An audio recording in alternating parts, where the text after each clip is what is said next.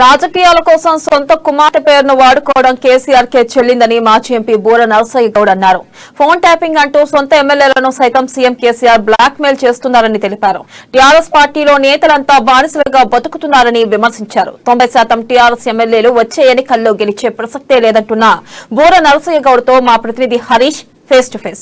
నిన్న సీఎం కేసీఆర్ అధ్యక్షతన టీఆర్ఎస్ భవన్ లో విస్తృత సమావేశం జరిగింది. సమావేశంలో ప్రధానంగా బీజేపీ పార్టీని ఉద్దేశించి దిశానిర్దేశం చేశారు కేసీఆర్ గారు. ఇదే అంశం పైన మనతో మాట్లాడేందుకు మాజీ ఎంపీ బూర నరసయ్య గౌడ్ ఉన్నారు, బీజేపీ నేత. సార్, ప్రధానంగా నిన్న కేసీఆర్ గారు అక్కడ బీజేపీని ఉద్దేశించి ఆ కార్యకర్తలకు కావచ్చు, ఎమ్మెల్యేలకు ఒక దిశానిర్దేశం చేశారు. దాంట్లో ప్రధానంగా బీజేపీ నేతలు టీఆర్ఎస్ నేతల్ని ఎరవేసే పనులు ఉన్నాయి అసలు కవితతో సహా. దీనిపైన మీరేమంటారు? శోచనీయము. అంటే కవిత తన సొంత కూతుర్ని కూడా బీజేపీ వల్ల పడుతుంది అంటే వారు అక్కడ మనోక్షోభతో ఉన్నారా, అవమానంతో ఉన్నారా, వాళ్ళు బాధపడుకుంటూ వాళ్ళ పార్టీలో ఉన్నారా? అది చెప్పడమే చాలా హాస్యాస్పదం. అంటే కుటుంబ సభ్యులను కూడా ఈ రాజకీయ చదరంగంలో వదలటలేదు. మాకు ఏ కవిత కానీ ఎవరు కానీ మాకు అక్కర్లేదు. బీజేపీ ప్రజల మద్దతుతోని, ప్రజాస్వామిక ప్రభుత్వంతో రాష్ట్ర భవిష్యత్తు కొరకు ప్రజలు బీజేపీని ఎంచుకుంటున్నారు. ఆదరణ పెరుగుతుంది, వచ్చే గవర్నమెంట్ ఫామ్ చేస్తుంది.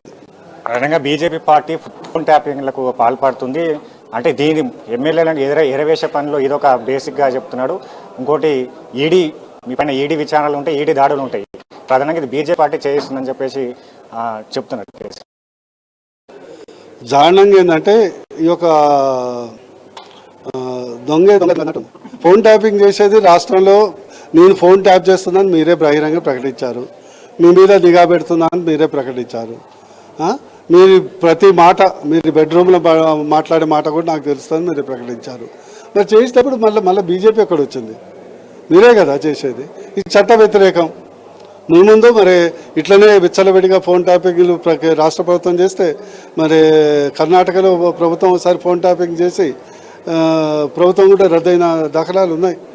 ఇప్పుడు తెలంగాణలో జరిగే ఈడీ దాడులకు బీజేపీ పార్టీ ఏమైనా ఉందా? బీజేపీ పార్టీకి సంబంధించి బీజేపీకి ఈడీకి సంబంధం లేదండి. ఈడీ కానీ, ఐటీ కానీ, సిబిఐ కానీ మనీ లాండరింగ్ కేసెస్, చట్ట వ్యతిరేకము, ఇన్కమ్ ట్యాక్స్ ఎగుమతులు, జిఎస్టీ, ఇతరత్ర ఆర్థిక నేరస్తుల మీద ఇచ్చేస్తుంది. కక్ష సాధింపు చర్యలో భాగంగా బీజేపీ పార్టీ ఈడీ దాడులు చేస్తున్నారు. బీజేపీ పార్టీకి ఈడీకి ఏం సంబంధం అండి? బీజేపీ పార్టీ చేస్తే పొలిటికల్ ఫైట్ చేస్తుంది, పోలింగ్ బూత్లో ఫైట్ చేస్తాము, నియోజకవర్గాలు చేస్తాము, క్షేత్రస్థాయిలు చేస్తాము, ట్యాంక్ బండ్ మీద చేస్తాం, ధర్నా చౌక చేస్తాం. ఈడీ పని చేస్తుంది. అంటే ఇంతమంది, అంటే 100 మంది ఎమ్మెల్యేలు చట్ట వ్యతిరేకంగా ఆర్థిక నేరస్తులు, మనీ లాండరింగ్ యాక్ట్లో పాల్గొన్న వ్యక్తులుగా, అక్రమాస్తులు కలిగిన వ్యక్తులుగాని మీరు అంగీకరిస్తుర్రా? అంతే కదా. ఇప్పుడు మీకు ఆర్థికంగా లావాదేవీలు, అక్రమ సంపాదనలు ఉంటేనే కదా ఈడీ అంటే భయం. ప్లస్ మీరు ఈడీకి మోడీ అని మీరే అంటుంది, ఇంకా మీకెందుకు భయం? ప్రధానంగా రాష్ట్ర ప్రభుత్వ వైఫల్యాన్ని నిండగడుతూ బీజేపీ ప్రభుత్వం, కేంద్ర ప్రభుత్వం ప్రవేశపెట్టిన సంక్షేమ పథకాలు ఆ ప్రజలకు తీసుకుపోయి వచ్చే ఎన్నికల్లో బీజేపీ గెలిపే లక్ష్యంగా పనిచేస్తామని చెప్పేసి బూర నరసయ్య గౌడ్ చెప్తున్నారు. కెమెరా పర్సన్ శివాతో కలిసి హరీష్ అమ్మా న్యూస్.